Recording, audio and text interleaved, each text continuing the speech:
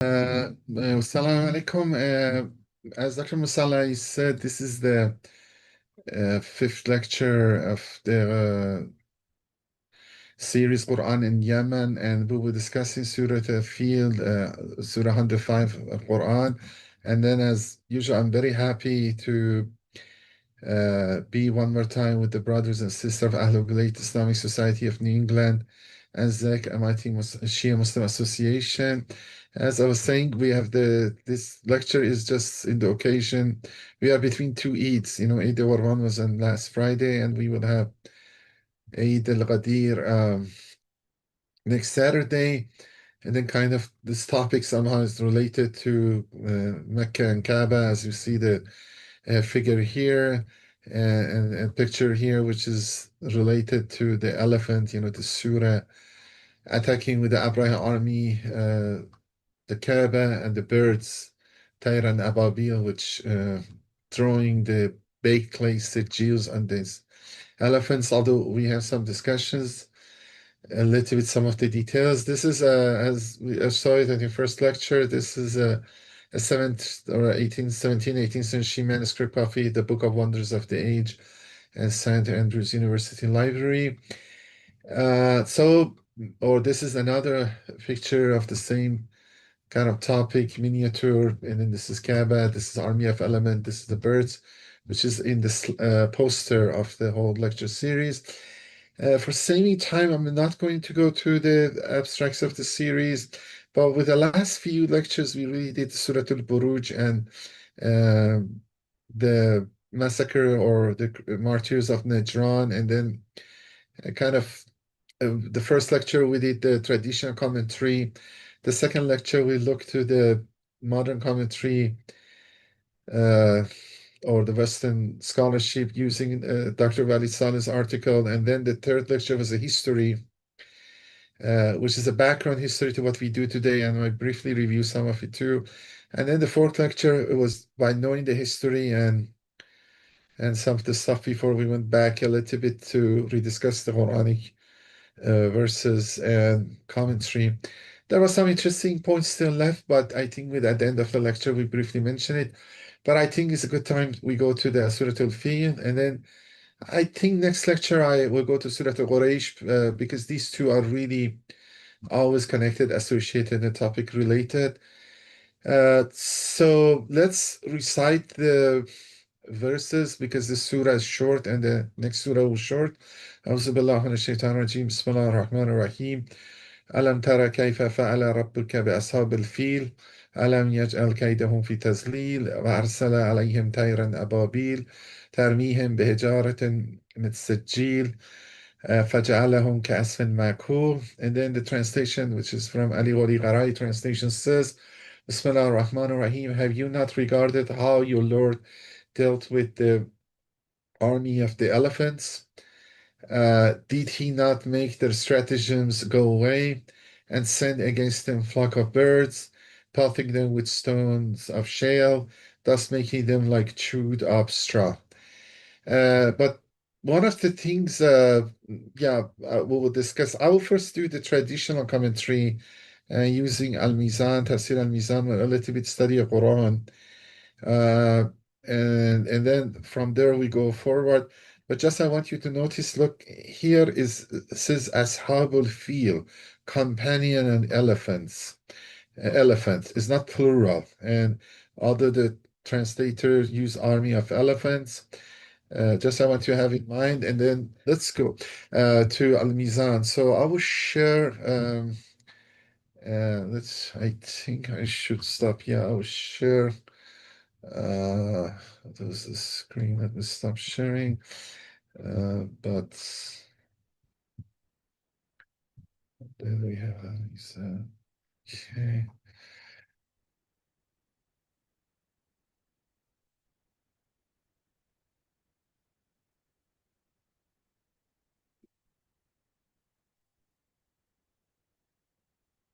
So look, this is the commentary of Al-Mizan. Its surah is Mecca, the 5 verses, and it says the presence, the riders of elephants.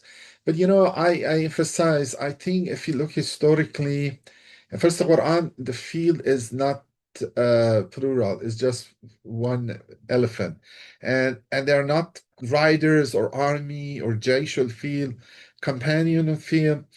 Uh, I think the correct or more accurate description is that Abraha had only one elephant in front of his army, but that was in the front of army, was the face of the army. Even you go to the traditional Islamic stories, most of them talking about one elephant.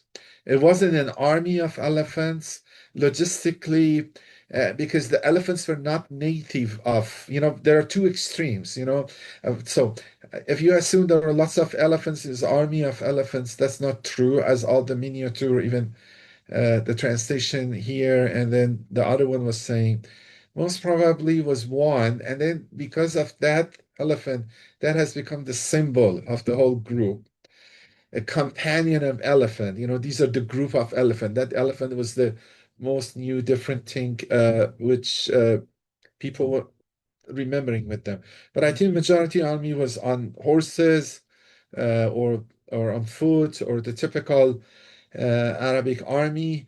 Uh, you know, the extremes that maybe some doubters said, oh, there is no elephant over there in Arabia, is not true. There were some traditional sources talking about 4 and 8 elephants, but that I think is the mistake people start to imagining, but gradually, uh, huge number of elephants. There was one elephant, but one elephant in the front, and kind of, you know, as elephant is not native of Arabia, but we have examples because this army of Abrahas we're going to see has some bases in Ethiopia. There are elephants in Africa, and we know Ethiopian kingdom or empire Aksum had sent elephants, maybe one elephant to Byzantine court as a gift. The same, the in Achaemenids, Persian Empire, you go Persepolis, they show different nations bring different gifts for the king. So the fact the elephants were there when managed is there, but I mean, maybe it's not a big deal, but I think it's important to make it more correct imagination. And I think the records are mostly saying one elephant because, as you see in the story, that elephant, when it reaches close, the traditional view, miraculous kind of part of the story, when it reaches close to Mecca, the elephant is pushed to go forward, but it doesn't, stops. It doesn't go further some level. Then it doesn't come in the region of which is called Haram. But when turning the elephant the other way, he moves. But when they're pushing him to go that way, it doesn't. So I think the better way to understand it is one elephant, but that elephant was uh,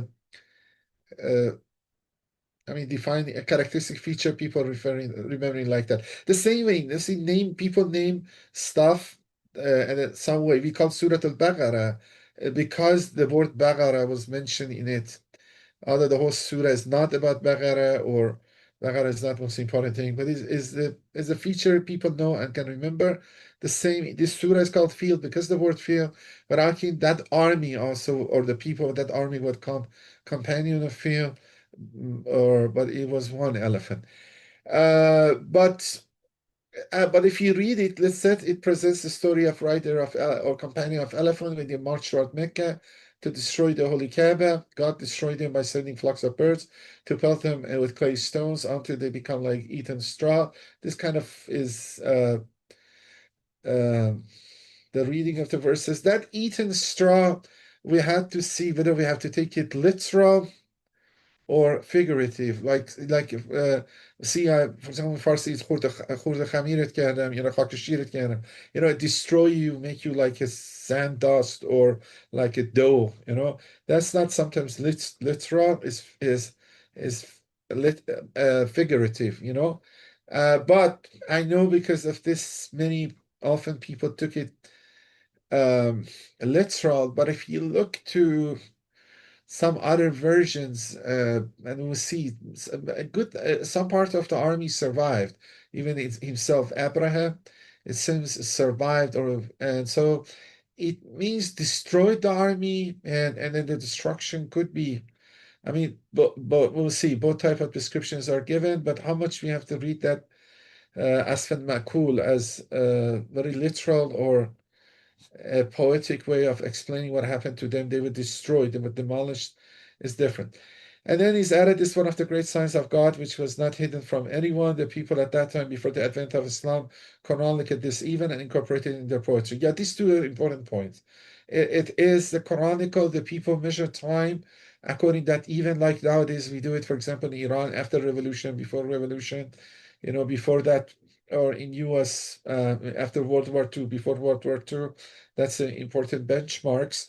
This was a very, very important benchmarks for the people in Hijaz and around Prophet, and is reflected in pre-Islamic poetry. So again, this one is among the even the story of life of Prophet Muhammad. Sirah is OC is more documented one. I'm not going to because I want to go to the historical part. Maybe not too much in detail of commentary, but the question here is a question: have you not seen how your Lord dealt with the riders of the elephant? That means you have seen, you know about it. First, you've seen. I mean, you could use whether you don't know or all the words of knowing, arafa alama or something like that. But it's seeing, which is one of the most certain one or basic one of knowledge, and also is an event, which was, as I mean, the whole drastic of defeat of that army. But it means you know about it, you have seen it. But why you will not act according to this knowledge?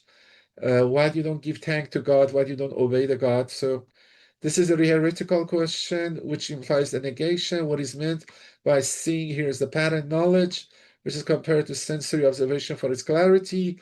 The meaning is, do you not know what your Lord did to the rider of elephant or companion elephant? Now, the incident uh, usually understood happened the year Prophet was born. As I said before, was another version of the events and some narrations which would say maybe actually this was earlier. Now, I mean, I was reading it and I looked at the more recent research. Yeah, it is more actually this traditional maybe correct. Although I've seen it say a couple of lectures, a couple of times that maybe is not correct. I tried to explain this today. Previously, there were some reports and some inscriptions maybe suggested this even happened in 552 AD, but Prophet, as we understood now, was born in 570 AD. So if that was the case, it was 17, 18 years after, and then especially considering the lunar and other calendars. But the new reading suggests no, it could be. It's more closer because of some interpretation of inscriptions.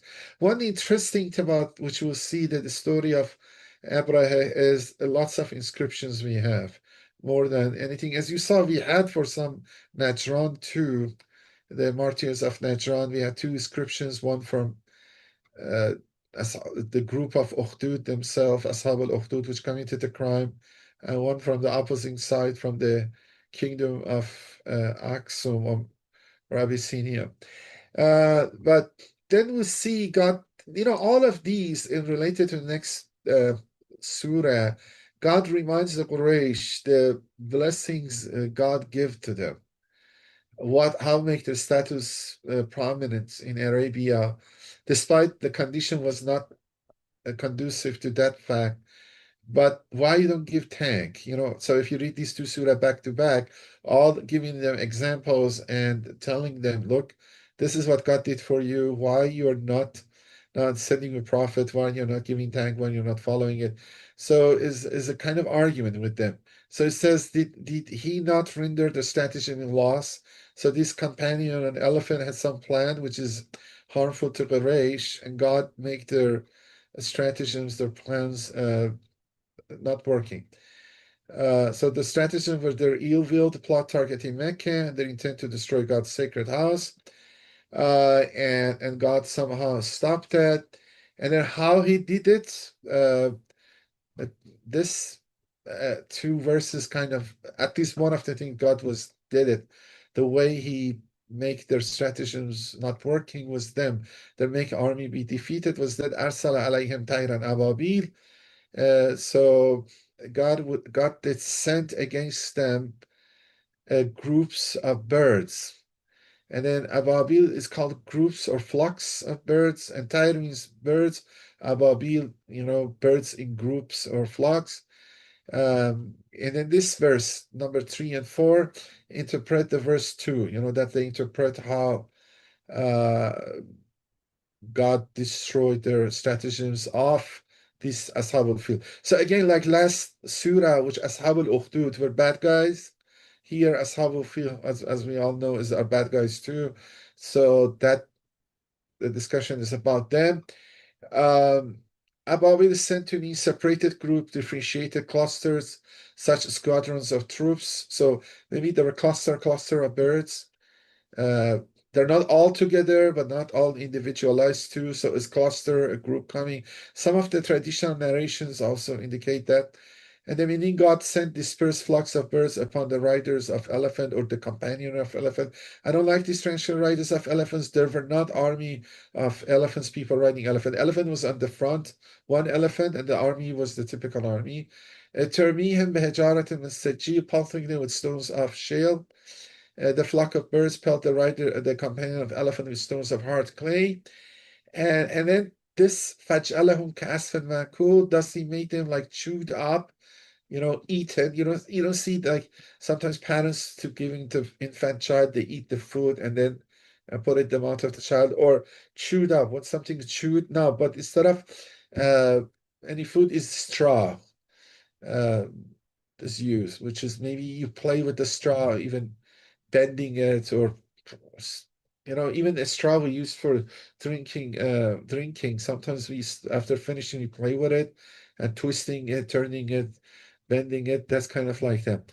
As means leaves of crops. Chewed up straw refers to such leaves, the seeds of which are eaten and our husks are emptied of kernels. There are two possible meanings here. After being struck by the stones of dry clay, they turn into lifeless bodies. The hot stones burn them to their guts. People have read it like that. Maybe the hot stones like a bullet. I mean, it's possible. It's very high speed, and coming in can go in with the bullet, uh, uh, or or make them lifeless. But you can say damaging them, destroying them. Literally, what happens is not. Some have interpreted chewed up straw as leaves of crops blighted and eaten by worms, causing them to wither and die. Uh, uh, you know, like you see the leaves of are infected, and then they die, they get a hole in them, something like that. There are further suggested interpretation for the verse which are not compatible with the Quranic language. Some have interpreted this maybe generates a plague, a disease. This very modernist reduction of interpretation that those baked clay, when hit the people, cause them to get diseases, and they die, and then as a result of that disease, their body becomes so weakened, uh, yeah, I don't know, all these type of diseases you may have. That's somehow a little bit naturalistic reduction. I'm not going to discuss this part because still, I mean, we know the evidence. That part we discussed, that the army of Abraha, which prior to this campaign was strong and dominant in Arabia, after this campaign is destroyed and weakened. Now let's look with the traditional narration, and so this is narration. I don't see which where it was taken. Uh, uh, Maybe it's from Majmul Bayan. I don't. Yeah, it seems from Majmul Bayan. It's a little bit long, but let's leave the traditional because that's what we want to. But I will skip some part of it. Uh, uh, so so now if you look to the Quran, I add some history contrary to last time. Is nothing about any name, is just a group of companion of an elephant, which they want to do something to the people which in Hejaz or around Prophet, which they were aware of the story. At least the way the verse says they are aware of the story is like a common knowledge, is not something exceptional, is not have you heard about this? It's really everybody knows about it, and then everybody knows that the plan was uh, thwarted, and by sending some birds, flock of birds, which throw them some stones of shale, and then which destroy them. But okay, historically, everybody kind of agrees. This very no other interpretation here, contrary to anything else, is unanimous. It was a king of Yemen who sought to destroy Kaaba. His name was Abraha ibn Sabah ibn al-Ashram. It is said that his kunya was Abu Yaksum. So when he's Abu Yaksum, and then as a son named Aksum, which is true. According to Al-Waqidi, he was the grandfather of Najashi, the king of Abyssinia, who lived during the time of God Messenger. This is not right. This is in no way makes sense. I will see that. We will see that. So this is the thing sometimes people add, because to make it dramatic or but Najashi was in Ethiopia, is king of Yemen, is connection, but it's not right. And then after taking control of Kingdom of Yemen, we will see that all. Kingdom of Yemen, he built a Kaaba or some place of worship, uh, and topped it with golden domes. He ordered his subjects to make a pilgrimage to it every year, trying to match God's sacred house. And then there are different stories here. The elements we have here is one person of Banu Kinane defiled it uh, deliberately or accidentally, and then Abraha got angry. There are other stories, maybe things are a little more serious type. Maybe Quraysh had raided some part of the army or the group of Abraha and take hostage his grandchildren. So there were some reports like that too. So maybe it was more complicated. But here the famous story is this. But you look to this story, you will see some editing has happened to make some of the tribe become more prominent, or some tribes collaboration with Abraha looks a little bit less negative. So you feel there is addition has gone to get some prominence for this tribe or not tribe, this Banu Kanane. It could be true, but some of it you will see elements are there. But generally is this, maybe I read it carefully. A man from Banu Kanane tribe traveled to Yemen and saw the house there. He also happened to squat there to answer the call of nature. When Abraham came in and found the excrement there, he said, "Who has dared against me by doing such a thing?" I feel this story I know, is accepted. Everybody repeated. It's a little bit made up. I mean, he come? The servants came. I mean, it could be they want to make a fire on it. They maybe more serious things. But then I saw the raid, which I see somewhere else they did, and they hostage his grandchildren. Seems more serious. And then he says, "By my Christian faith, I will destroy that other house so that no one would ever make a pilgrimage to it." He called for elephants. I mean, the other thing is that, yeah, maybe it's financial reasons too. He wants to have control the whole Arabia. They don't want to be rival center, religious centers. But then he called the elephants told his people and followers in Yemen to prepare for departure. And then people list what are the tribes joining him and where it will go on his way. And then on his way, he reached up to Taif. I will show you the map. And then some people in Taif help him to go toward Mecca, show him the way. So I'm not going to read it, but we reached close to the Mecca. He went with them and guided them until some guy from Hosal tribe, which Hosal tribe still is there. That in Arabia, I saw people, Saudi Arabia, they're called, we are from Hosali. And then this tribe also had some important role in one of previous lectures we did about, maybe I do it again, about related somehow to the Futuhat and also the issue of yeah, something related to Yazid or someone, but let's put it aside. So this somebody from this tribe from Ta'if helped this Abraha to go toward Mecca. He went with them and guided them until they reached Al-Mughaddas, 6 miles from Mecca, where they camped. They sent their vanguards to Mecca, whereby the Quraysh scattered hither and thither into the mountaintops. Most Qurayshis, they said they cannot fight, they escaped, and saying we do not have the strength to fight such an army. No one remained in Mecca except Abdul Muttalib, the grandfather of the Prophet, Abdul Muttalib ibn Hashim, and Shaybat ibn Usman ibn Abdullah. The former maintained the post of giving water to the pilgrims. Abdul Muttalib was the Saqqa, or the one who give water to pilgrims, and the latter kept his stand as the custodian of the Kaaba. So these are the two authorities, like mayoral people of the Mecca, like the two civil authorities of the city, high authorities of the city. So they stayed, people left, and Abdul Muttalib clasped onto the two door jambs of Kaaba and prayed.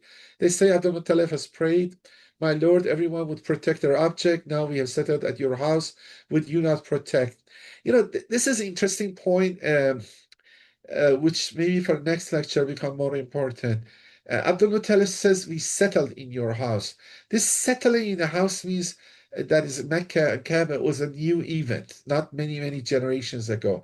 Actually, I think the Kaaba was unsettled, and maybe people just come over there for the first, maybe the visiting was stopped for a while because Zamzam was lost. And also the maybe it was a shrine city, tent city. People come for the season of pilgrimage. They put the tents, they visit, and they go, and not many people stay. Like you see, Masjid al-Jamkaran in Qom, Iran, was a very small thing, was a village, very small thing. But now it's a huge, huge thing. Huge construction, something like that. So this we'll discuss next lecture. This could be important. My Lord, everyone who protect their object, now we have settled. So they come honor this region. They decided to live somewhere which is not, you cannot produce any agriculture. Is barren and impossible. It's not only barren now, it's impossible to produce, according to Quranic verse, it's impossible to produce any food from it. Now we have settled at your house. Would you not protect? Let not your plan and power be wrecked by the plots and crosses that by them are erect from reaching our Qibla, by the plots and crosses that by them are erect from reaching our Qibla, if you wish to neglect, then decree as you will, and no one shall object. I mean, this could be true, but some elements of it, uh, yeah, I mean, this most probably could be the verse, prayers. Now, but this part of it, the latter part, I think is historical. The vanguards of Abraha seized the camels of Quraysh, including 200 camels belonging to Abdul Muttalib. When he heard of this, he left Mecca to meet the army. Abraha Durgard was a man from Al-Ash'ar tribe who knew Abdul Muttalib, which because they go to the caravan trade trips, which again we see next lecture, Abdul Muttalib must maybe have gone to Yemen. And on way after Yemen, you have to visit different tribes, their leaders. And then he must, and then you go to that tribe, they invite you to the house of the leader, you're the guest, and people come and see you because you're a prominent man from Quraysh, and Quraysh now is, in Mecca. So it's very probable that the guys, this Arabian tribe, member of Ash'ar tribe, which was uh, kind of guiding Abraha, or was with Abraha, no Abdul Muttalib. He went in to seek permission for him to see the king. The door guard said, Abraha, your majesty, the chief of Quraysh has come to see you. He feeds the people in the towns and the beasts in the mountains. So kind of compliment Abdul Muttalib that he's the one give food to people, and the beasts in the mountains means he's generous, giving. And then Abraha said, okay, let him in. Abdul Muttalib was a sturdy, handsome man. When Abu Aksum Abraha saw him, he found him too noble to sit in a lower place than himself. You did not want, yet did not want to sit him next to himself on his throne either. So he got off of his seat and sat on the ground and seated Abdul Muttalib next to himself. What I can do for you, said Abraha. Then Abdul Muttalib said, give me my 200 camels. And then Abraham said, by God, I was quite impressed by you when I saw you. said Abraha, but now that you've spoken, you have turned me off. And then Abdul Muttalib said, oh, why is that, Your Majesty? Because I've come to here demolish and destroy the house which gives you honor and strength among the Arabs, the house which set you above and apart from the people, the house which is at the center of your religion and ritual. And on the side, I've taken 200 camels of yours. Now, when I ask you what you want, you raise the issue of your camels, but make no appeal for your holy house. Your Majesty, I spoke to you concerning what belongs to me. The house has its own Lord who will defend it. I'm not in charge of it anyway. Um, uh, yeah, even regarding the poems, look, the editor says these are more like the poems.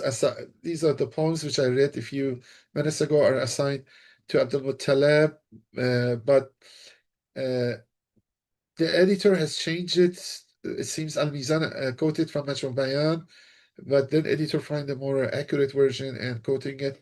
But anyway, ignoring the poem, let's go back to the historic one.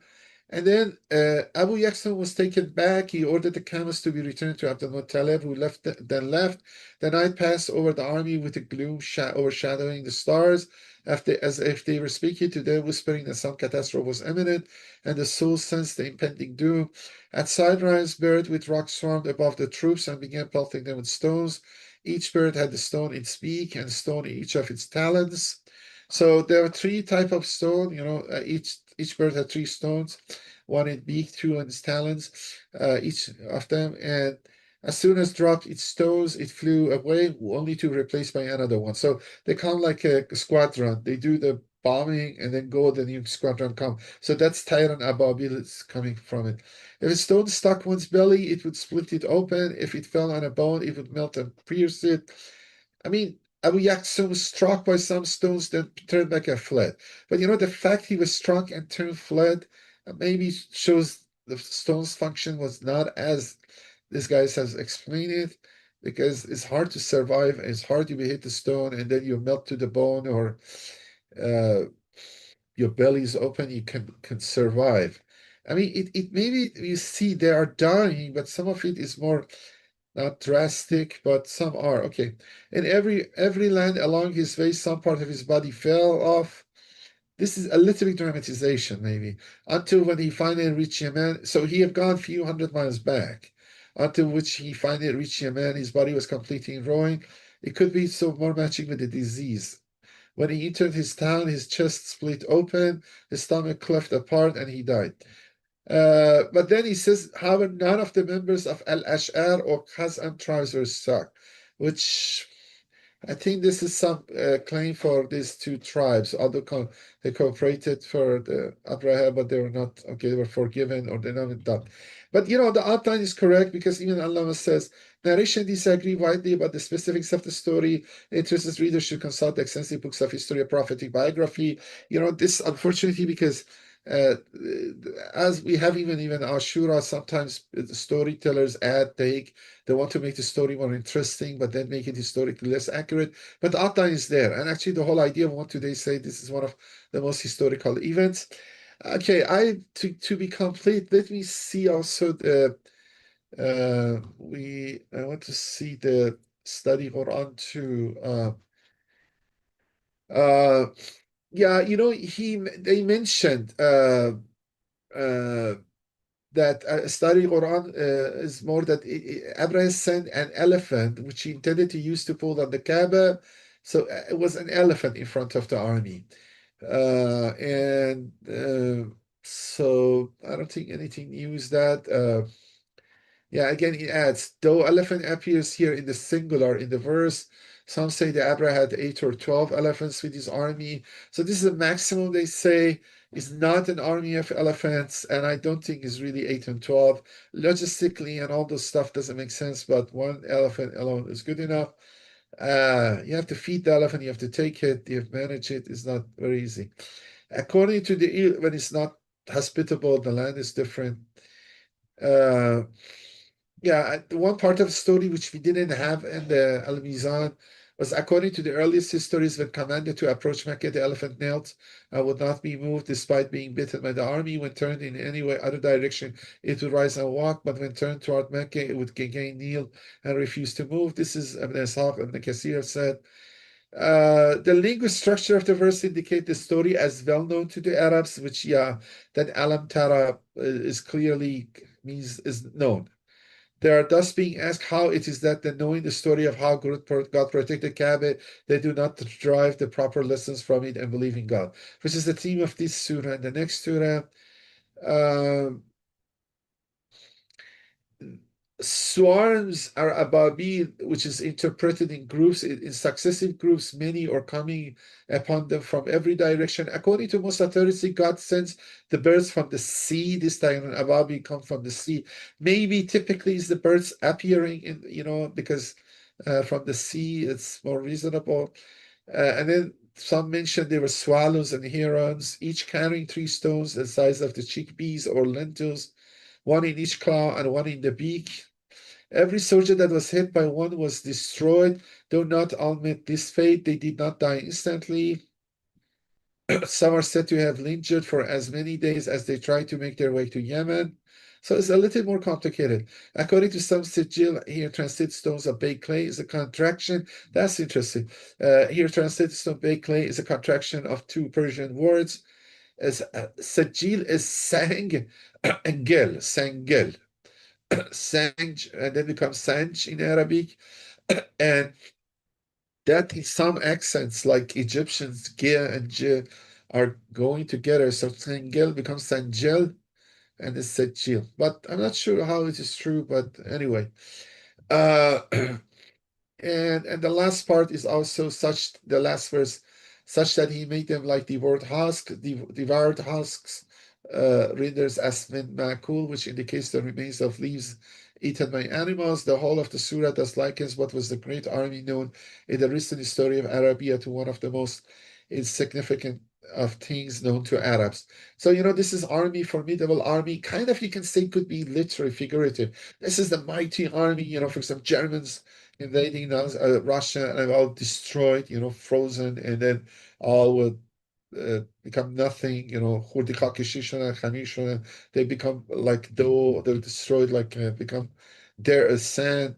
I mean, it could be literal, it could be not necessarily figurative, like exactly, this is some chewed or devoured husks. So much damage is there. It means the one which is good and healthy damage. So we shouldn't go too much in the literary form. Oh, okay, what shape they get, what. This is a literary book, but I don't think it's important. But okay, let's go to back to our slides because we want to go to the historical part. Kind of we have time. Uh, the discussion we have, I had it for Najran too. The authority as inscriptions, authority about the Yemen at this age, now is a retired age, is Christian Julian Robin is a French scholar. We did some for the Najran martyrs or Najran events in Najran. Use his article Arabian Ethiopia. It's very readable, introductory, and goes both side by side Yemen and Ethiopia. So this interesting article. But he has other ones. The one which a little bit again I use today is uh, this one is published in this series of articles Inside and Out Interaction between Rome and the peoples of the Arabian Egyptian frontiers late antiquity. And the article is that the people beyond the Arabian frontier in the late antiquity, recent epigraphic discoveries and latest advances. Uh, so he's most of his work is about inscriptions, epigraphy, and then uh, we have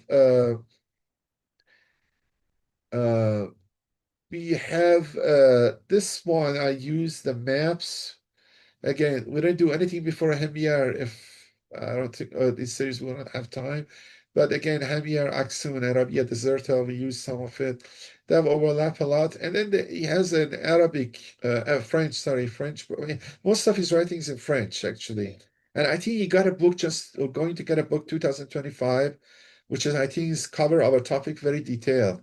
But it's French. It hasn't come out, I think, yet, or coming up.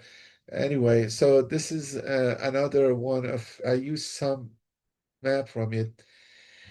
So what is interesting is that Abraha is very historical, and and is known to the Western scholarship. Some of it because we know did this lecture series, long series, 24 lectures on Sirah of the Prophet Muhammad, and then the whole revisionist school.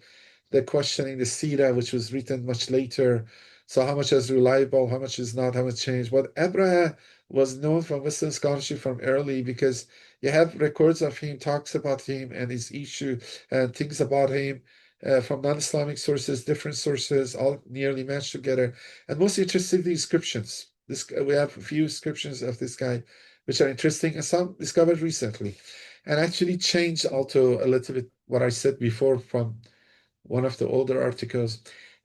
So one of the sources, besides some of the sources we use for the Najran, like Himyarites or Martyrs of Najran, is a storybook by a Byzantine historian, just Procopius, which is important, even regarding of the early Islam, stuff like that. And then this is about the wars of the Byzantine empires with different groups, because they were fighting east-west, and east with Persians. The first two volumes of the Persians, Sassanid Empire, and then, but part of it is in one chapter is talking about Abraham, and and it's interesting to read. I don't know. We have time. There's read this 2 or 3 pages. He called Abraham Abramus. It's not Abraham, but and then I have a couple of interesting information about him. But for now, let's skip that, and maybe I mention it about it. And so, as I said, so my point was that this Procopius has a chapter on Abraham and what's happening, um, and and then the other sources are there. A few other sources. We have an ambassador wrote his memoir. We have a merchant wrote his memoir. We have 2, 3 books of regarding those martyrs of Najran, even Himyarites. So we find different sources. But the more interesting one is the one which I describe it now, but maybe it was better when I'm showing the history. I put it and show the document. But I want to hold these inscriptions because this Robin, also Christian Robin, and although there are fine scholars before him, is in scholar in this. Look, the first guy. So these are inscriptions somewhat related to Abraham. Christian Robin says there are 7. The 7th one, his name is not mentioned, but he's pretty sure it's written by him or about him. The first guy was discovered this inscription was Austro-Hungarian, I think, person in Austro-Hungarian Empire, and then Edward Glaser, and then it was kind of wanderer, or not Indiana Jones, but something like that. We have a lot of those in 19th century coming to the Near East and then looking to the things, and then some of them good discoveries. And then he find this column or obelisk, which is the most important one regarding Abraham. It's tall, more than 2 meter tall. You can see as and then is 4 side of it. You have inscription. It's still standing. It's outside. It's not the. I don't know. I hope it's not damaged. They take it to museum, but it's outside. You can see, and it is. He discovered in 1888, and it's 215 centimeter high. The width you can see, and there is 4 sides. It's written Sabaic language, the old ancient Yemenite script and language, but the language was deciphered at that time. About 15 years before his discovery, they learned to decipher that language after they learned, for example, Champollion did the hieroglyphs, stuff like that. And then he could read it, and then he noticed, okay, it's about Abraham. And the date of this inscription is March 4, 548. Remember, the Najran massacre happened in 523. We'll come back to the history. And then Prophet's birthday, traditional birthday, 570. Al Fil tradition is understood to be 570. It could be a little bit earlier, 565, but I think that's correct. Between 575, 65, 570 is Al Fil. So this is earlier and is near the Marib Dam, which is an important dam. It was the ancient capital of Sabaic Kingdom. Is the dam that the history usually says because it damaged caused many Arabian tribes, including people in Medina, migrate to the north, uh, to Medina. So it is there. This you have inscription over there. Mostly it's about what he did over there, and so on. This is the first one discovered. I think this is uh, a more zoomed picture. I'm not 100% is from this one or the another one, but I think it's this one, but it's a black and white. So you can see the alphabets are more Western type. I don't know, it's different. They're a little complicated. Then the next one, which is important, I would go back to the maps. Look, remember Sana'a is the Sana'a today was not the main capital of the Sabai kingdom, but it's the second city. The Najran, remember, is the martyrdom, what happened to it. And then Moraghain is the wells we'll see. The couple of the inscription, one of them is important, that is discovered here. And then there's a Holoban here. These inscriptions were written most probably in expedition campaign Abraha took toward Holoban as a way of return, and he was successful. We'll see that. We'll discuss that. And then you see the Holobana is a present-day Saudi close to Riyadh. So Abraham was most probably here, Sana'a. Remember his church and the temple which he built and invited the Kaaba he built and the temple he built that invited people come to pilgrim to it is Sana'a. Sana'a has a better weather, so he put his capital his seat at the Sana'a. So he built it here, and then Mecca is somewhere around here, and then Najran is here. Najran was at the path of the ways going inside Arabia to the northwest. And then he was going to go to Halaban to subdue some Arabic tribes. And then I think he was successful and coming back here, put description. And Marib is here. So the first one was here.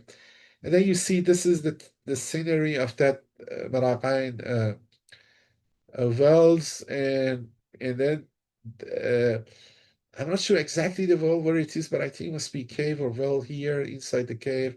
And then he put it here. So the inscription is high and is here. And then you can see the picture here is explained. This was discovered 1951 and is about 552, which is so it's kind of the year expedition happened and it's after the one we had just the dam.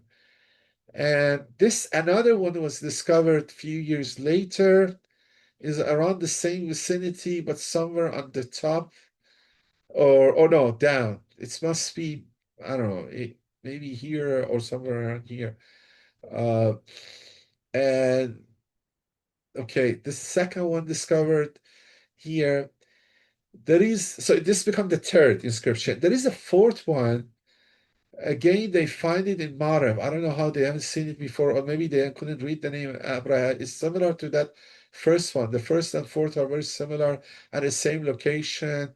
And this is 548, February 548, which is, look, this one was around March 548. So it must be something about the construction, and we'll see that a little bit with the timing of these. And then this fifth and sixth was discovered by Julian Robin himself. Is a Himyarite inscription, and this seems the name of Abraha is here, which I cannot read. And then another one Julian Robin discovered is that may Abraha Rhine. So I don't know. See, Abraha's yes. I mean, hard for me to read, but this is the sixth one published recently. And there is a seventh one. It's very elaborate, but then uh, that's interesting. He thinks is one of the later ones, look, which matches the date. This one matches the date very nicely to the traditional date. Look, this one, it doesn't say when it is, but it's northeast of Najran. So this one is again around here, somewhere here. But the one which is important is this one. He assigned it. The name of Abraha is not there, but he hypothetically attributed to Abraha commemoration of a costly building, probably the Great Church of Sana'a. So that at the timing matched, he must build it later on, 560, and that's for a few years is there, and then till guys came and defile it or something happened between them and Quraysh, and he decided to have an expedition. Now it's possible Julian Rabin thinks mostly the expedition against Mecca, Al Fil, happens in 565, not 570. But okay, it doesn't change much is around that time. But one interesting thing, which about the elephant thing, from those who say, "Oh, this elephant is a story," there is no elephant in Arabia. Uh, they discovered and inscriptions. This is the latest, very latest, one of the latest one. Discovered inscriptions somewhere around there that really, you see, this is the rider, this is the elephant, another rider. I think this is another elephant. This is clearly camel, and these are seems camel, but these are elephants. You don't doubt these are elephant. So they've seen elephant, and in such a way they draw the description. I mean, I'm not against it. More than one elephant army. I mean, why are we against it? Yeah. This one, maybe next lecture I will say more for it. I had in mind to go search and translate and everything. The book is French, and then I forgot. But you see another one. This is clearly elephant, and the guy is one rider, and then this is I think camel. So, and then it is on a stone like this. So you see, is a the two elephants drawings are here. I think one here, one here. So they have this was very surprising for these guys too. So some elephants must have come here and people have seen it and it was interesting for them and it stick their memory to do the inscriptions for it. So give very much authenticity, the elephant, the army, the whole thing, besides the Abraham. These inscriptions are interesting, and the Arabs have the comment. And this is one other one which I talk about Zulqarnain and lectures. We have Zulqarnain, Dr. Musaleh kindly last year sponsored. And then this is another one, Zulqarnain, and is Yemenite one. And I just saw it today. I really didn't translate it. I don't know. We had some options that Zulqarnain be Yemeni, but at that time I kind of out said, no, it doesn't make sense. Uh, but anyway, this also maybe we can look at it. This is very interesting. We clearly see this too. And I want to see what exactly this is. But anyway, this is real digression. And let's go to the maps. There are a few maps. I'm not going to go all. The one I want to, I hope, yeah. This, see, number 4. Okay, yeah, let's do number 4 to refresh our mind. And then I will go back to one other one.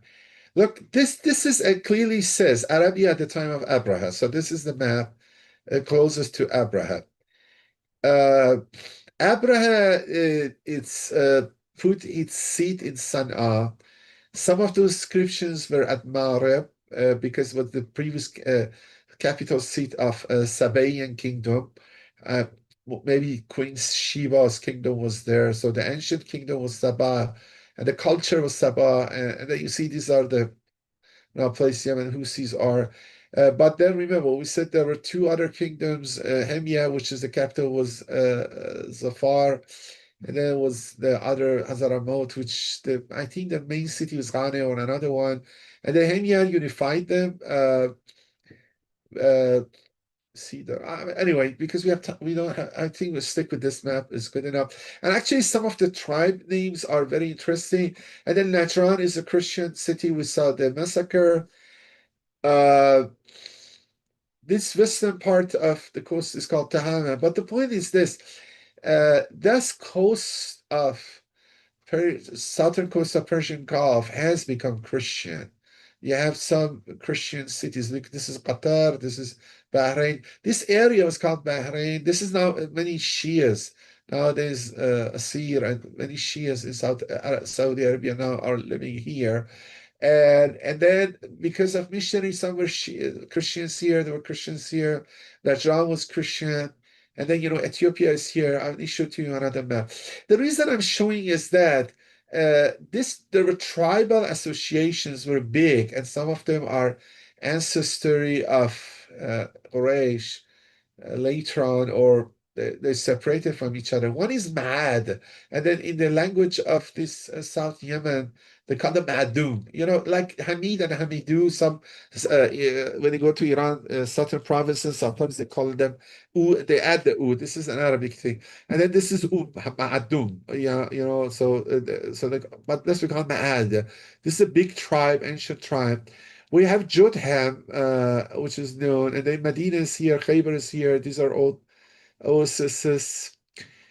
Uh, Admira has, you remember, the one was 552, the second discovery, the one which is big on the top. It was talking about expedition, and actually talking about his fourth expedition. I will discuss again about his drawing, that he's consolidating his power. Because after some chaos, Abraha was consolidating power. Part of consolidation power was going deep into Arabia to put these Arabic tribes which have rebelled to come under control. And this one of them is Ma'at.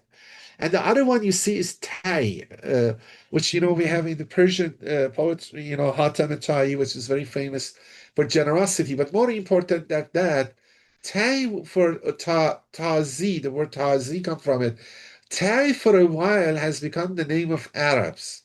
So in Arab Farsi, Ferdowsi said Arabs call the Arabs Tazi, but because he's doing it, because in Syriac, they don't call Arabs Arabs, they call them Tai. Like the Westerners call Arabs Saracens. And then sometimes we have Hagar. So sometimes, like Fars, Persians are called our Persians because of Persia. So we are Iranians or Persians because of one province.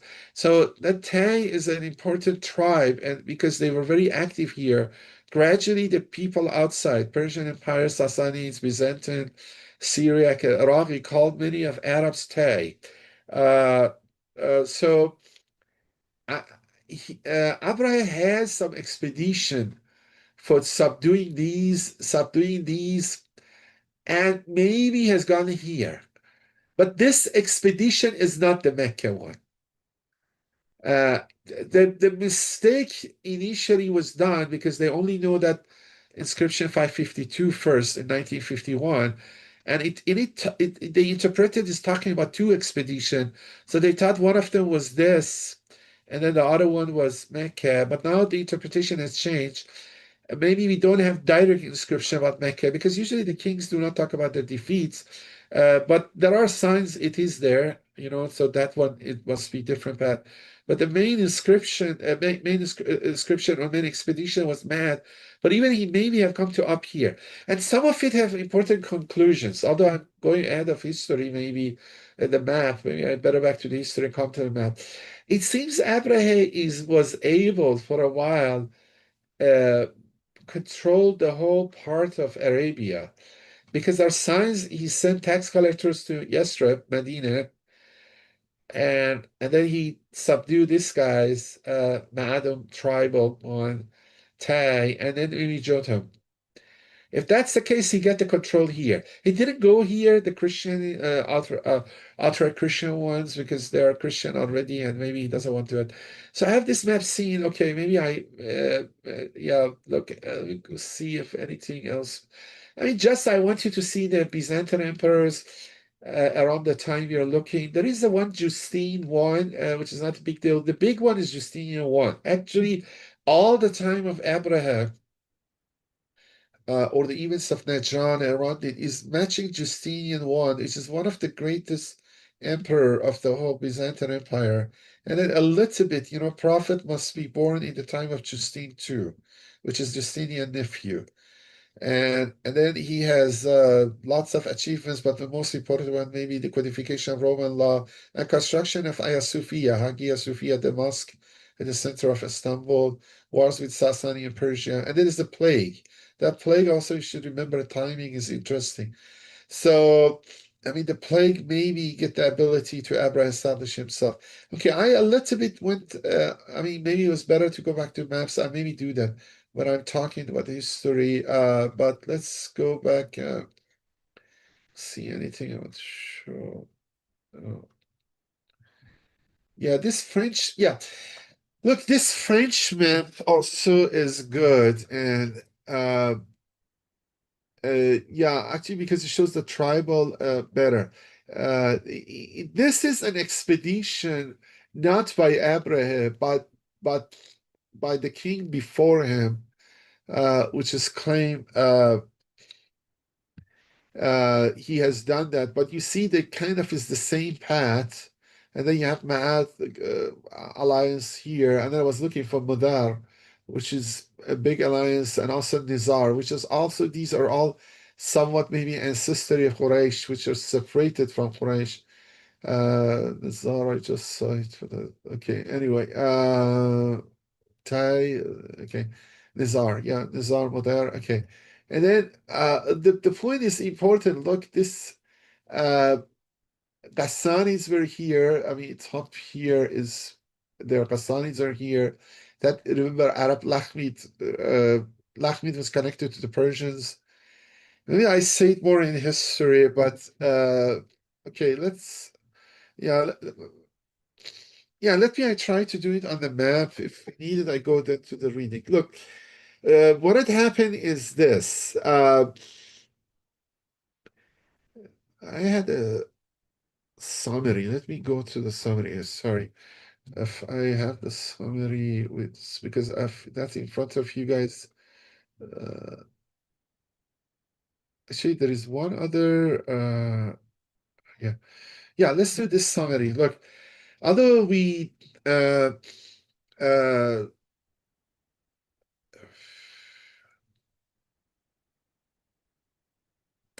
we did it to hear that the Najran martyrdom happened.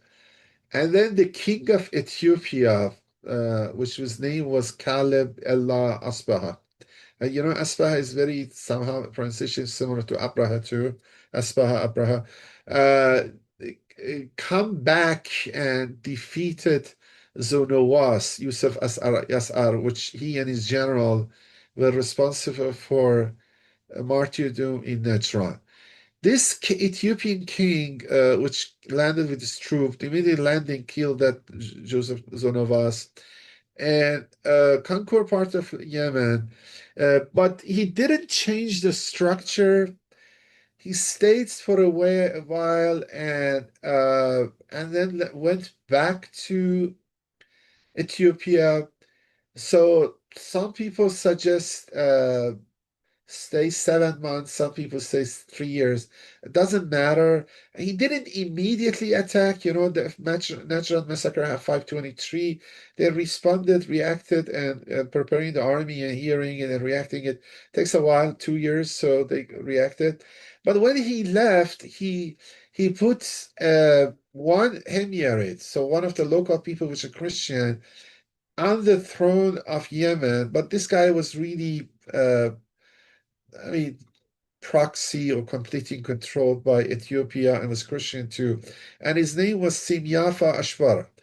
And then to to be sure things doesn't happen like last time, uh, uh, they put some army of Ethiopian army in the country. Like, you know, for example, Americans after invading Iraq, the new government of Afghanistan established, but there are also a bunch of American troops are staying in Iraq or Afghanistan.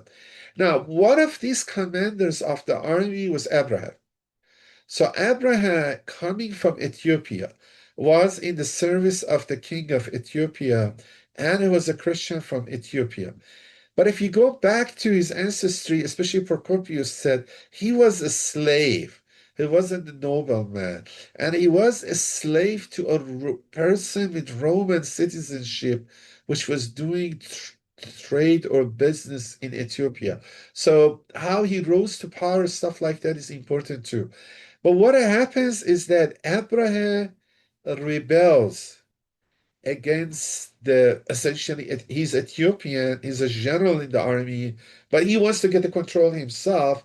So he rebels and kick the king, which the Ethiopian king Kaleb Ella Asbah has put on the throne of the Yemen. His name is Semyafa Ashwa. He dethroned him, removed this guy, and he get the control. And then Kaleb Ella Asbah and the army all sided with him. And then Kaleb Ella Asbah sent twice army from Ethiopia to put Abraha, which was former general, Ethiopian general, which now rebelled, to put him in his place. Like the one we have in Libya now, the Haftar or Emiratis coming in Sudan, stuff like that. But Abraha was able to defeat uh, the army sent by Caleb Ela Ispaha twice. And then as a result, he was able to get the control of Yemen.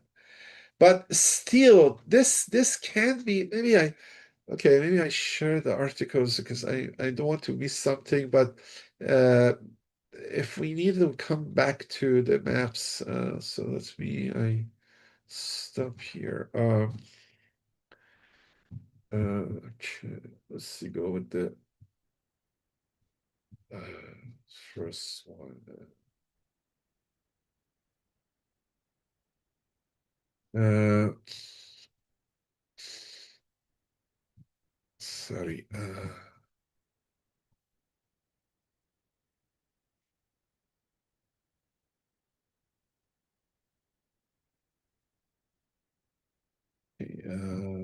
Let's share it with you guys.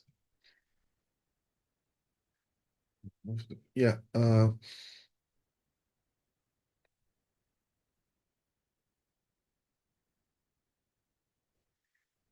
So, so the point is this. Yeah,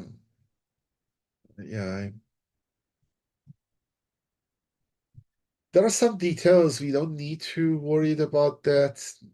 Actually, yeah, this map, I gotta show it to you.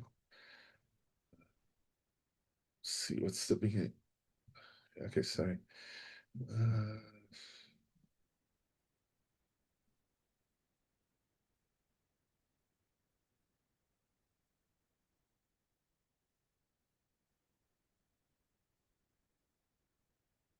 yeah. Okay, so look, uh, just one second. We are here. Let's see which one is better to go through. Yeah, let's go from this one. I think it's more detailed than I would add anything. From sorry. Okay. So look, uh, Dr. Ghoddoussi, sorry to yes, interrupt you. sure. Given we have today and next Sunday, if you want to continue till 9:25, you can do that. Just so we can Thank take you. most of it. Again, depend on what you gonna cover or how time goes. But feel free if you want to take another 10 minutes. Yeah. Sure. Thank you. Because I will finish it, Abraha, today because I think it's good to do Yeah. the trade because the Surah said 106 Quraysh is very Yeah, I is understand. yeah. Yes, it's a So good idea. thank you. And then I will skip some things which I don't think is important, but uh yeah, let's start from here.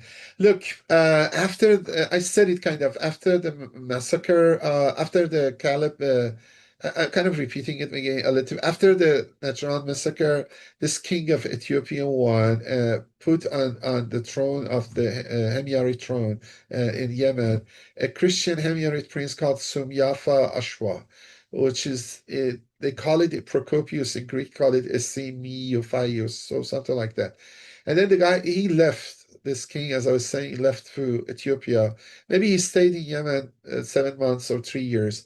But then what happens is this exactly during this time, uh, Justinian, the new emperor of Byzantium, getting power around exactly this time, he start to communicate with the king of Ethiopia to make more stronger alliance, which is the Caleb one, which we discussed. Caleb, which put attack and take revenge of natural martyrs. But during this time, exactly, so, and then because now the Byzantine Empire saw that the Ethiopians now have some control in Yemen, and Yemen was very strategic. The same way Iran kind of get influenced by with the Houthis control. So start to negotiate with them. But the point is that, as we were saying, the things didn't go the way the king of Ethiopia was thinking. That one of his generals, Abraha, kind of go a coup, and then with the support of the rest of army, which we don't know what, and matches exactly all the sources agree, he removed that appointed king, Somyafa Ashwa, but he declared himself king. But the interesting thing is this. He didn't rule as the style of Ethiopian kings. He was an Ethiopian general in Yemen under the Ethiopian king put him in control. He rebelled against his king, removed this appointed king of priestly Himyarite king, which was, for example, American general rebel and remove the prime minister of Iraq, which American put it over there, but he get a control. But then he didn't act as like an American. He tried to rule as an Himyarite king. So he adopted culture. He all the inscriptions of like that. The only thing was changed is a little bit foreign policy and religion. So the religion started to become Christian, but even between Christianity, gradually you see he switched from monophysites to Nestorianism, which I don't think we need to go, but there are interesting discussions about. And it's so interesting that he had inscription made in Sabaic, as we saw, adopted the traditional royal titulature. This is important because they say, what is my control, what I'm ruling? Exactly Darius has it, or all these guys from a few thousand years. When they write inscriptions, they always say, I'm the king of so and so, I rule this place, these are my people, these are my allies. And entirely accepting the political cultural heritage of Himyar. The only change were in foreign policy and religion. And then Abraham, how much he ruled, a little bit the starting point is debated, but it could be starting even earlier. But okay, maybe 535 to 565. This makes sense. 30 years. A little bit could be longer, earlier, started sooner. If but okay, 30 years, 535 to 65. It's not easy to find the precisions. And then the inscriptions we have only talk about 547, 558. So inscriptions are the middle, neither the last about 7, 8 years, not about the last 10 years, first 10 years. So descriptions in the middle. And then as his death is also approximate, because these are important for us. Actually, this paragraph is the summary and the most important thing. The details are just addition.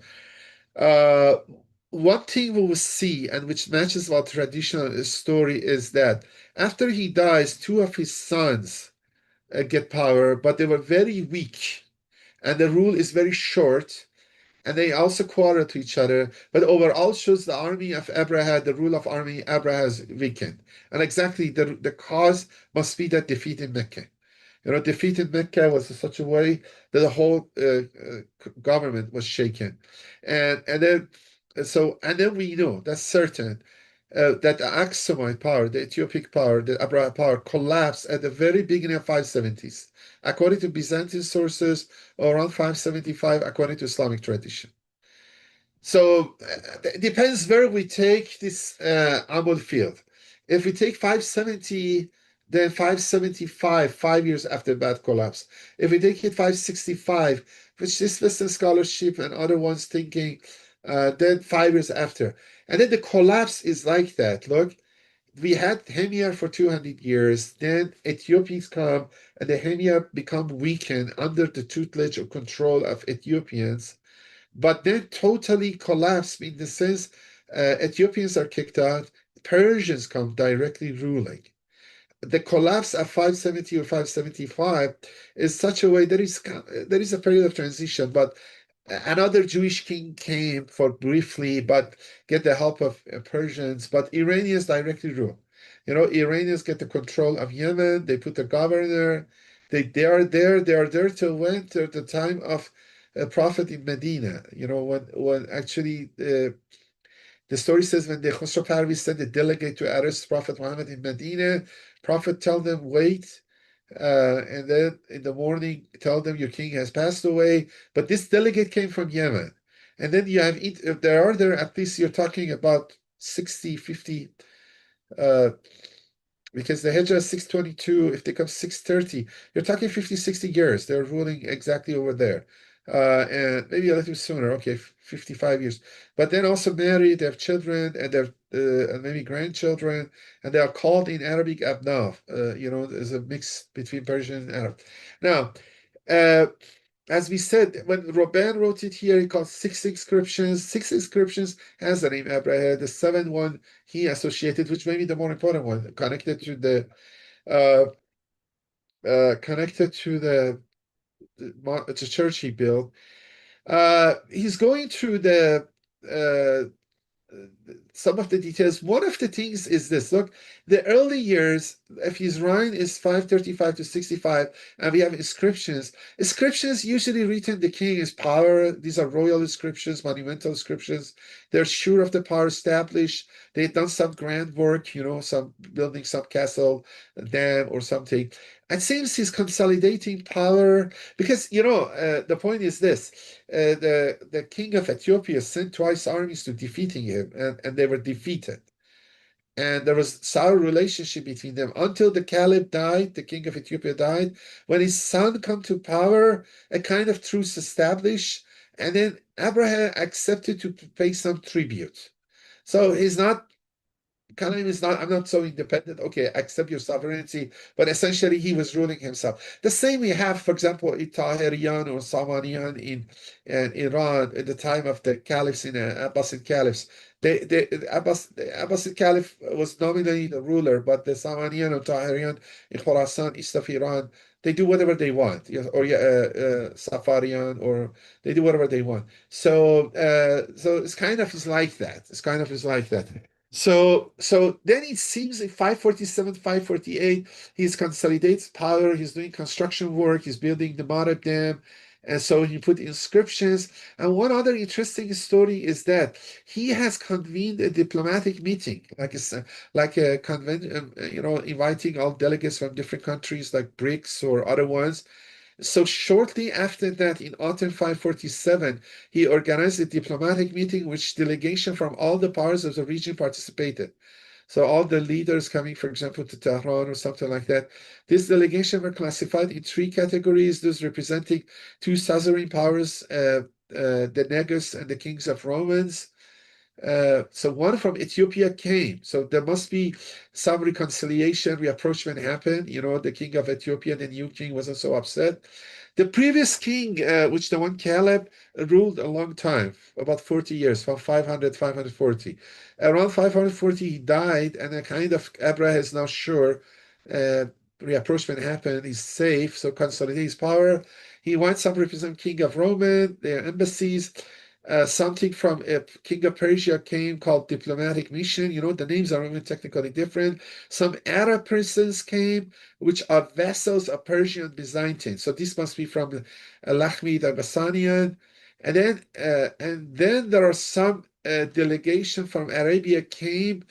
I know delegation come from Madum and Mudar. And then this means they were not separate. They were under control of Abraha by this time. So, because when we saw that other inscription, 552, he's talking about his fourth expedition. So what I'm saying is that when these things happen, the Dhu Nuwas get the power, kills the Christians, and then Kaleb came and defeating him, put a new king, Abraha, get the power. So you have the weakness. So the Arabic tribes inside Arabia, I think, become independent and are not much following what is going on. I mean, not obeying anything Yemen. But gradually, Abraha wants to establish power against them and has done some expedition and was able to control Adum and Modar by this time, 547. And that's one thing. Yeah. And that second inscription, the one which was found in 1951, which is the most important one because sometimes was interpreted, it is explaining the expedition against Mecca, but now we believe is not. Mecca is later, 565, near the end of the rule. But the reason was there, which, as I said, it called. Let's read this part. This part I read. I would tell you the mistake, although it's a little bit detailed, which I accepted, but it's interesting learning. We know is wrong now, and then I will shorten the story that we'll finish by time. So let's read it from here. Look, a second inscription by Abraha dated 552, the one on the well, which was long, recounts military operation in Central Arabia, described the fourth expedition. So the earlier expedition must be successful to put some of those Arabic tribes back to control of Yemen. Two auxiliary Arab columns were in charge of raiding Ma'adum, the great tribal confederation of Central Arabia. They confronted the Banu Amr and were victorious, taking booty and prisoners in the battles whose localization is disputed. King Abraha then went to Halaban. The Halaban was in the middle, I showed you. It's 300 kilometers southwest of Riyadh, north of Najran, northeast of Najran. But the tribe Ma'adam declared its allegiance and returned its hostages. Abraha's success at Halaban struck contemporaries since it has left an echo in the pre-Islamic Arabic poetry. So in Arabic poetry, we have something about Abraha's success in the Halaban campaign. Now, the first generally accepted interpretation of this text, this inscription, was based on identification proposed by Belgian scholar Jacques Rickman. He situated the two battles in West Arabia, not from Mecca, and believed that the adversaries of Abraha's two columns were the Banu Amr ibn Sa'sa, an imported tribe of Western Arabia, whose territory was south of Mecca. From those identifications, the British scholar, these are famous guys, A.F.L. B. Stone, inferred that those sets of operations should be distinguished, one in Western Arabia, where the king had sent two columns, and another in Central Arabia, where the king was himself at the head of troops. So they understood that the inscription is talking two campaigns. One, he himself was in charge, and the other one is part of his army sent two columns to the west. He sent the columns to the central. He went, which happened. Even you remember in Najran, Dhu Nuwas first sent his general to surrender Najran, and then he himself joined him. Where the king himself, as the head of the troops, in this model, it was not impossible to imagine the secondary action against Mecca had failed. The Israeli scholar M.J. Kister, so this M.J. Kister is the one first give new interpretation, is the work a lot of this stuff. Offered another argument that Sabiologists consider decisive. The inscription Muraqain, the one we are looking, is dated 552 Common Era. This is one of the dates that Islamic tradition assigns to Year of Elephant, according to famous tradition Hisham ibn Kalbi. This Hisham ibn Kalbi is an important historian. He wrote about the pre-Arabia, including the idols. He have even something about Karbala too, and then some other stuff. But sometimes it's not as accurate. But the point is this: he had a chronology, put Al Fil not at 570, but at 552. And then because we have only this inscription, and this inscription talked about campaigns inside Arabia, and two campaigns, and one maybe by the Abraha himself, and one by the army. And then we know Abraha survived, at least even Islamic stories said he didn't die in there, but he died in Yemen. But the point, timing is not close to the collapse of whole regime of Abraha and Himyarites. So that was the defect. But Kister's argument, when he published in 1965, persuade many people, okay, this is the timing of Year of Elephant, 552, not 570.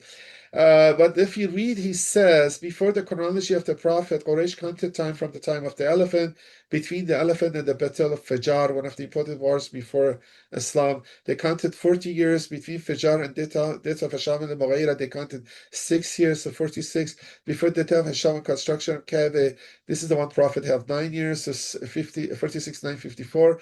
Before the construction of Kaaba, departure of the Prophet Medina 15, 54, and was it 54? Yeah, 54 and 415 makes it about 69, 70.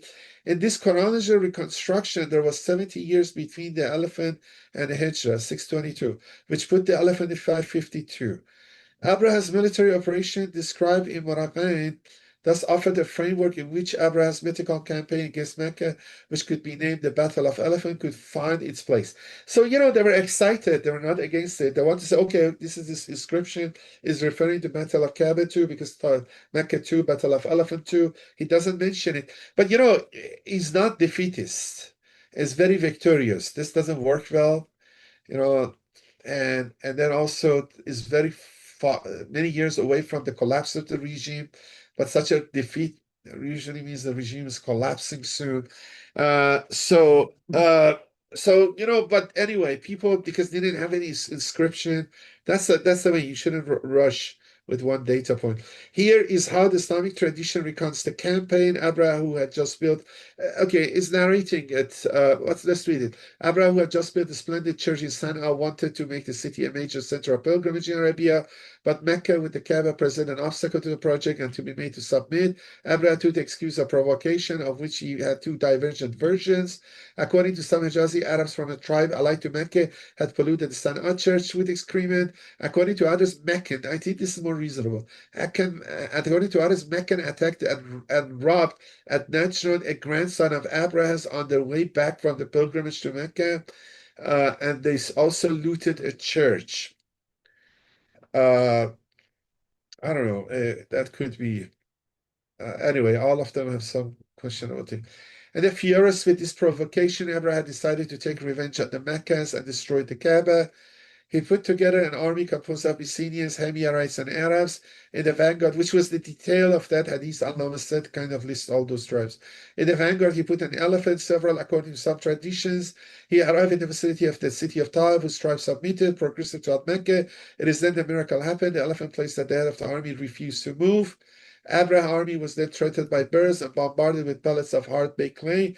Some collection of tradition, probably less prone to believing in miracles, also mentioned an unknown disease ravaged the army. So we have this idea of disease ravaging the army, early traditions too. That victory was one of the foundational myths of Quraysh supremacy in Western Arabia on the eve of Hijrah, echoed in the Quran. It probably, which is the verses of Surah Al Fil, which we read, it probably has a historical basis. So it's also mentioned in pre-Islamic poetry and all of it. But no. So this is what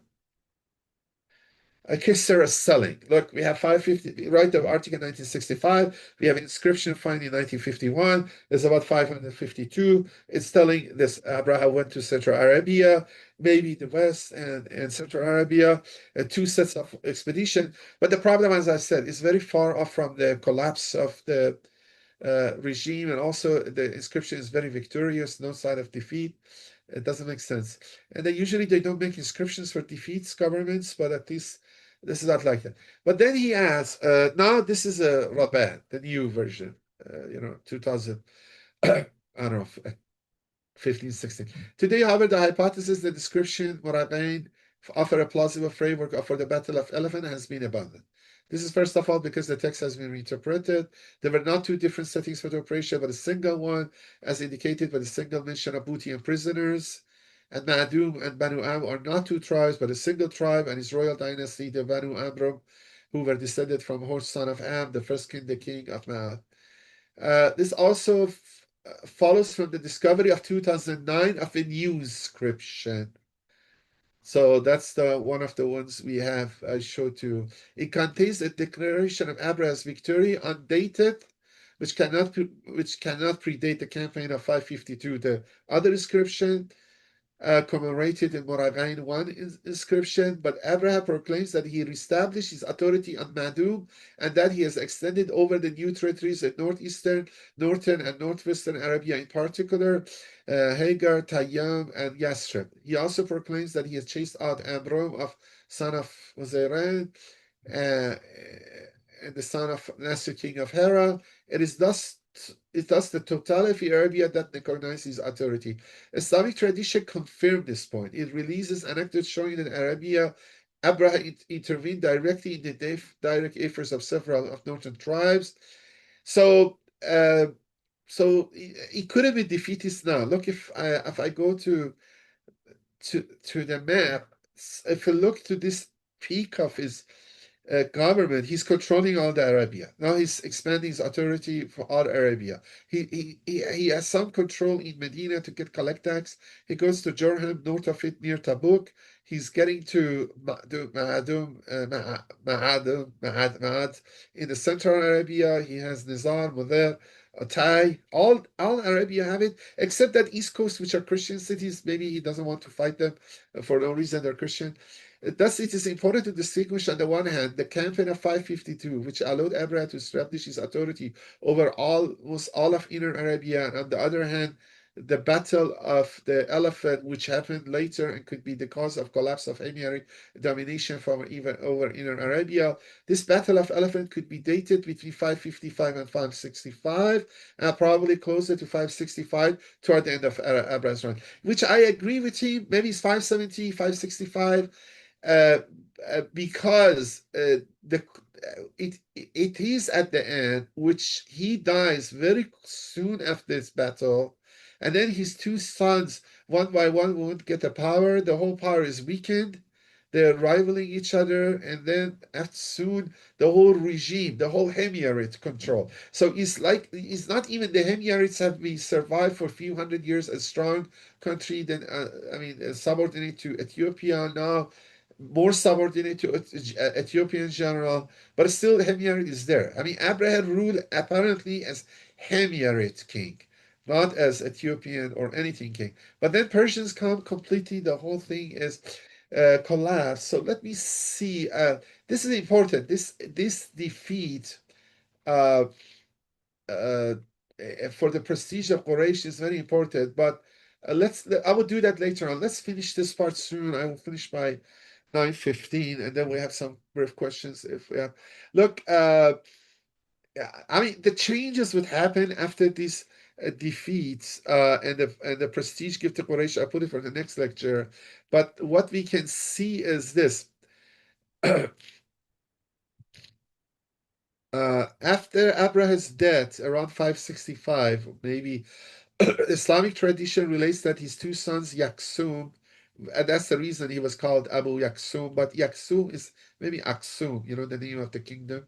So yeah, Arabs call it Aksum, the Ethiopian call it Aksum, and Masruq succeeded each other briefly on the throne of Himyar. The first one is mentioned in the inscription. So one of the sons, which is Aksum, which Arabic stories said his name Kunya was Abu Yaksum. It's true because in one of the inscription we have his name when he's prince. The first one is mentioned in the inscription 541 while he's still a crown prince. Aksum Zu Maher, son of the king.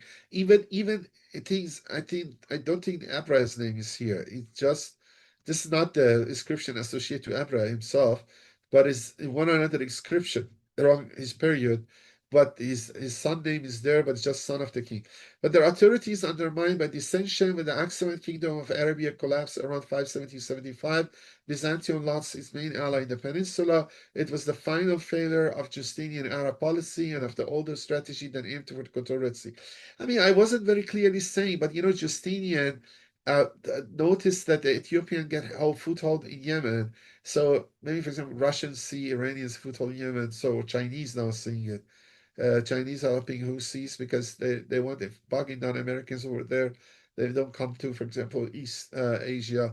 So the point is this: they try to have influence in Yemen, but the whole thing collapsed. But and then they were not happy from him. I didn't go. They wanted Abraha. Procopius said Abraha attack Iranian loyal parts, Persian ones. He doesn't do that. He goes inside Arabia but to consolidate his power, not fighting the Persians. Doesn't attacking, for example, Lakhmis or those stuff. I think I'm okay here. Let me see because I think we got the whole idea. Let me see if the other article has one main point. If not, we stop. Uh, yeah, stop. Uh,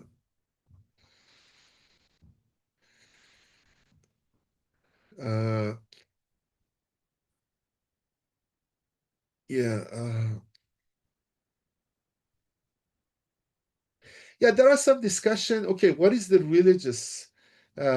views of Abraha, how Christian it was, what kind of Christianity was it, what kind of uh, uh, that Messiah, what kind of message do you see on inscriptions? Because most of them have some religious thing. But there are some puzzles in Iran too. For example, inscriptions there, you should never say here Zoroaster was it monotheistic, how kind of Christianity. These are interesting topics, but it's not necessarily related to what we want to discuss.